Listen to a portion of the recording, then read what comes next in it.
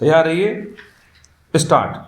सभापति जी, जब से इस विश्वविद्यालय ने अपना नया रूप धारण किया है, तब से यह पहला अवसर है कि मैं इसके आचार्यों और स्नातकों से अपनी कुछ बात कहने के लिए यहाँ आया हूँ। स्टॉप।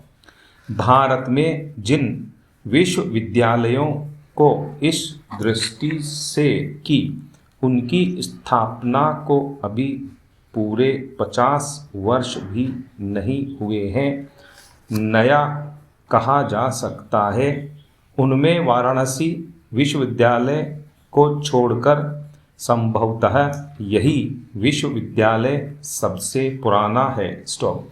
किंतु अभी कुछ ही दिन पहले इसने अपना वर्तमान रूप ग्रहण किया है। स्टॉप। इस दृष्टि से यह इन सब नवीन विश्वविद्यालयों में नवीनतम विश्वविद्यालय माना जा सकता है। स्टॉप। अभी इसकी परंपराओं की श्रृंखलाएं इतनी कठोर नहीं हो गई हैं कि यह नए पथ पर सरलता से अग्रसर न हो सके। स्टॉप। अतः मैं इससे यह आशा करता हूँ कि यह अपनी शिक्षा का ढंग कुछ ऐसा रखेगा जिससे कि यह मानव जीवन की शिक्षा के सब प्रयोजनों को पूरा कर सके। स्टॉप।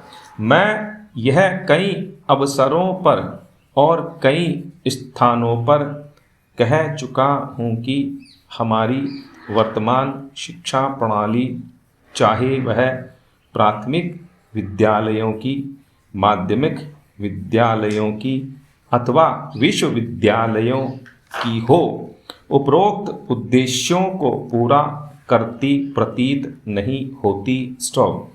कम से कम यह बात तो है ही कि यह ऐसी नहीं है कि शिक्षा के उद्देश्यों को संतुलित रीति से पूरा कर सके। स्टॉप।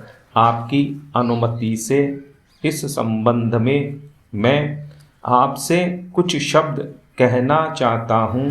स्टॉप। पैरा।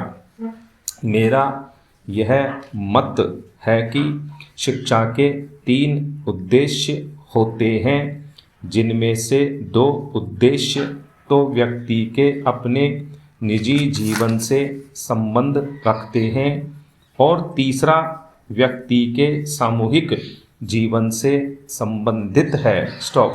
प्रथमतः शिक्षा का यह प्रयोजन है कि वह व्यक्ति की ईश्वर प्रदत्त सहज विवेक बुद्धि की सामर्थ्य और क्षमता को बढ़ाए। स्टॉप। यह ठीक है कि मानव को विवेक बुद्धि जन्म से ही प्रकृति या ईश्वर से मिली हुई होती है, किंतु अपनी नैसर्गिक अवस्था में इसकी सामर्थ्य और क्षमता अत्यंत सीमित होती है।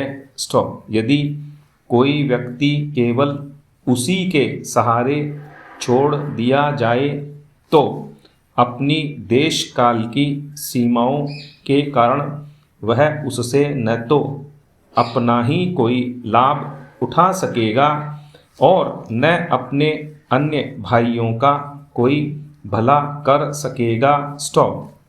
किंतु यदि उसकी विवेक बुद्धि को पिछली पीढ़ियों की संचित अनुभूति से संपन्न कर दिया जाता है तो उसकी शक्ति और क्षमता बहुत अधिक बढ़ जाती है, क्योंकि उस अवस्था में उसे अपने और बाह्य चराचर जगत के बारे में ऐसी अनेक उपयोगी और आवश्यक बातें ज्ञात हो जाती हैं जिन्हें वह केवल अपने विवेक या विचार शक्ति से नहीं जान सकता था। स्टॉप।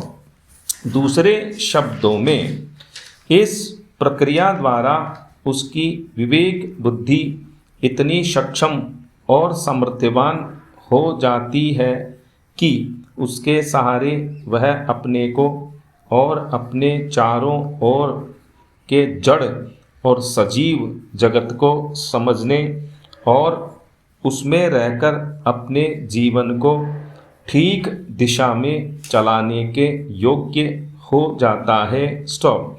बुद्धि एवं विचार शक्ति को और अधिक समर्थवान बनाने की प्रक्रिया को ही शिक्षा कहा जाता है। स्टॉप।